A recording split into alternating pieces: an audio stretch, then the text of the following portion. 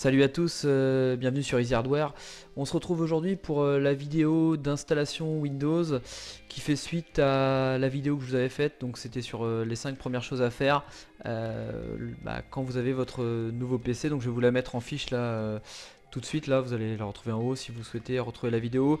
Et je vais un peu plus détailler, c'est pour vraiment les débutants. Donc là vous êtes vraiment au bon endroit. Si vous venez de monter un PC et que vous souhaitez installer Windows, on va le faire vraiment étape par étape. Donc là, même avant d'avoir votre nouveau PC, on va créer une clé USB via le site de Microsoft. Il aura fallu auparavant acheter une licence, comme je vous l'avais dit dans la précédente vidéo. Une licence sur le site CDK. Je vous remettrai le lien. Donc c'est une licence OEM, c'est-à-dire qu'elle est valable que pour ce poste. Et même si vous réinstallez Windows, elle peut ne plus être valable si vous changez certains composants. Faites bien attention. Bon, de toute façon ça vaut le coup, hein. C'est une licence qui vaut une dizaine d'euros, sachant qu'une vraie licence entre guillemets Windows c'est plutôt 130 à 150 euros. Donc voilà. Donc là on est directement sur le site de Microsoft. Vous allez faire télécharger maintenant l'outil, je vous mettrai le lien en description. Donc une fois que vous allez télécharger l'outil, vous allez cliquer dessus. Donc là il va préparer certains éléments. Ça y est, il a fini de préparer les éléments. Donc là vous cliquez sur accepter. Vous allez ensuite cliquer sur créer un support d'installation clé USB. Donc là il va détecter automatiquement la version Windows qui est sur votre PC actuellement. Donc après vous pouvez changer, par exemple si vous souhaitez installer, je ne sais pas moi, Windows en polonais par exemple. Donc nous on va laisser français France, faut bien mettre français France, hein.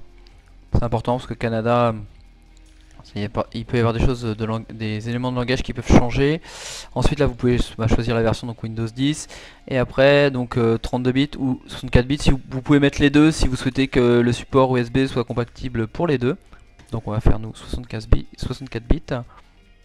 Donc suivant. Ensuite là vous avez un deuxième écran, vous allez donc mettre disque, mémoire flash USB et appuyer sur suivant. Donc là il détecte ma clé USB, j'appuie sur suivant. Et voilà, je retrouve une fois que le média a été créé, donc vous cliquez sur terminer. Donc là, normalement, vous avez le média qui a été créé. Donc on va aller vérifier tout de suite dans la clé USB. Donc la clé USB, vous avez sur votre PC. Moi la clé USB, elle s'appelle USB. Donc vous voyez, il y a tout un tas de fichiers qui a été installé. Donc là, ce que vous pouvez faire après, donc c'est mettre tous les pilotes de votre carte mère. Par exemple, vous allez sur le site du constructeur, vous trouvez tous les pilotes, donc vous allez avoir tout ce qui est les pilotes du contrôleur réseau, du chipset, de la partie audio. Vous avez aussi des logiciels, divers et variés selon les constructeurs, donc pour booter plus vite, ce type de choses, de l'overclocking aussi automatique entre guillemets, d'usine. Vous regardez hein, par rapport à votre carte mère. Vous pouvez aussi les mettre là, donc vous pouvez faire un dossier par exemple ici. Pilote, admettons, vous le faites. Donc là vous êtes prêt pour l'installation. Donc là je vais vous mettre des images du BIOS, parce qu'en fait là quand vous allez brancher votre clé USB sur votre ordinateur, peut-être que il ne va pas booter directement tout simplement sur la clé USB. Je vous mettrai des images, il faudra chercher boot menu. Je vais mettre quelques images de ma carte mère, hein, enfin de mon BIOS. Donc pour accéder au BIOS, vous démarrez le PC et après ça dépend des PC, c'est soit F12, soit Dell, soit voilà, vous cherchez et vous allez chercher dans le boot menu. Je vais vous mettre quelques images pour illustrer. Donc une fois que c'est réglé, votre boot menu ou que vous avez booté sur la clé USB directement, on va passer directement là à l'installation de Windows. Donc moi par contre je vais le faire sur une machine virtuelle, n'en tenez pas compte.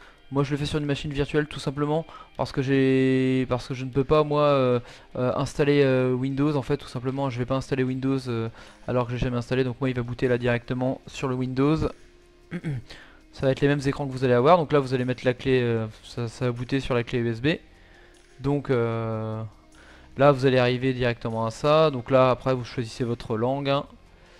Donc ouais, c'est un plus grand pour que vous voyez mieux. Français France, vous pouvez changer. Donc là, installer maintenant.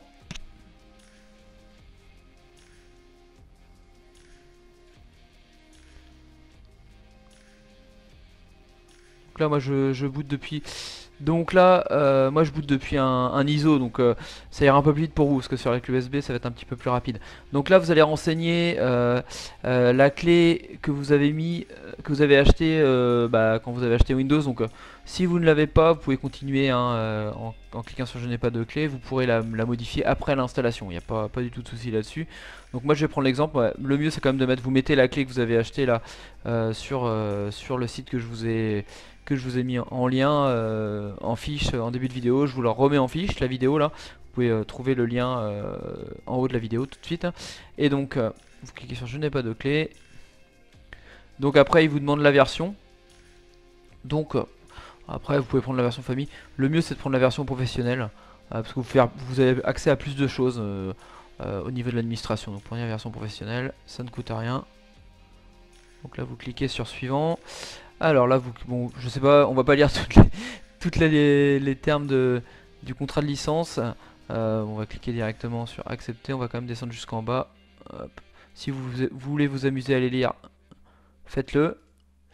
Donc là en fait, il vous propose soit en gros une réinstallation en dur, soit une réinstallation concernant les applications. Moi, je vais mettre la deuxième option. On va installer Windows en dur. Donc là, la machine virtuelle a un disque dur 50 Go, donc on va installer Windows dessus. Voilà, vous cliquez dessus. Donc là, il va copier tous les fichiers. Il va préparer l'installation. C'est assez rapide. Après l'installation, là, on se retrouve à sélectionner juste la langue. Donc France. Il fait encore une mise à jour. Donc nous, on veut un clavier en français. Non, pas de deuxième clavier. Hein. Ensuite, on va faire configurer une installation personnelle.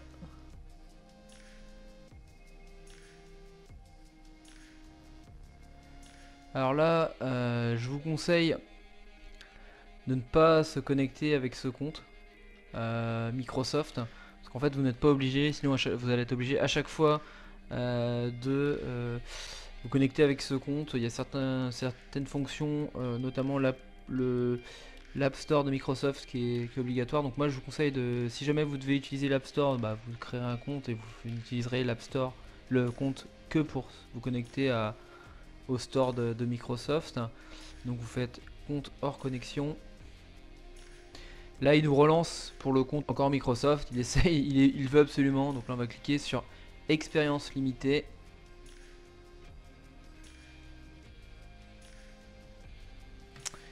Donc là vous allez mettre votre nom, je ne sais pas, on va mettre par exemple Easy Hardware. Donc le mot de passe on ne va pas en mettre.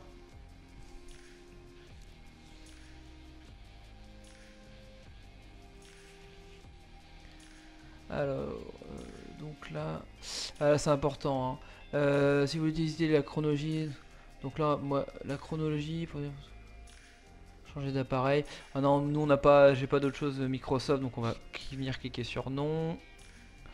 Obtenir l'aide de votre assistance numérique, donc là ça va être important. Cortana, donc moi j'ai Cortana, j'irai pas utiliser Cortana.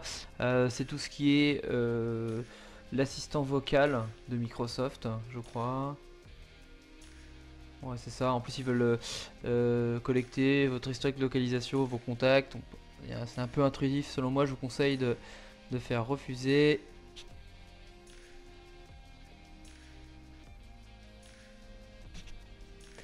Ensuite, alors, là, oui, il vous demande de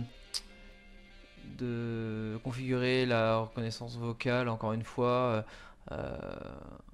Donc moi je vous conseille des données associées, encore une fois je vous conseille de ne pas utiliser la reconnaissance vocale. Accepter, autoriser, donc non. L'emplacement, il n'a pas besoin de savoir où on se trouve. Localiser mon appareil, toujours non. Bon, les diagnostics, là c'est si jamais vous avez des bugs, là c'est pas très important, je vous conseille quand même basique. Après là franchement c'est pas très important, c'est pas trop gênant, c'est pas trop intrusif. Alors, donc là si en fait vous voulez qu'il vous suggère des mots, encore un peu, ouais, on sait pas où vont ces données encore une fois, donc moi je vous dirais non, c'est quand vous tapez sur votre clavier qui vous suggère des mots par habitude quoi, je vous dirais non. Ensuite, centre de diagnostic, proposer des expériences personnalisées. Ouais, non, Defender, Smart Screen. Moi, je vous conseillerais de mettre non, là, encore une fois, parce que il va encore envoyer des données, diagnostic des données personnalisées. Non, non, je vous conseillerais de mettre non, encore une fois. Vous avez l'identifiant de publicité. Moi, je dirais non, parce qu'il va vous mettre des publicités, on va dire, adaptées à ce que vous regardez. Non. Donc là, on va avoir un dernier chargement,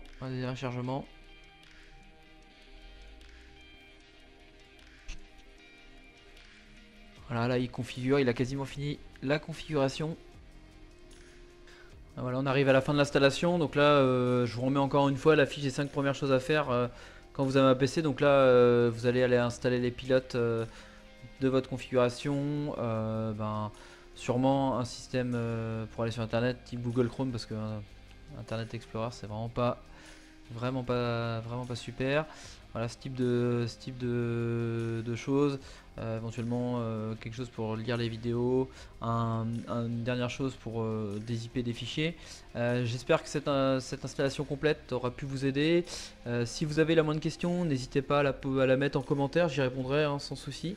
Si la vidéo vous a plu, n'hésitez pas à mettre j'aime, à vous abonner aussi et à partager la vidéo aux gens que ça pourrait aider par rapport à une nouvelle configuration. Je vous retrouve bientôt pour une nouvelle vidéo et je vous dis à la prochaine.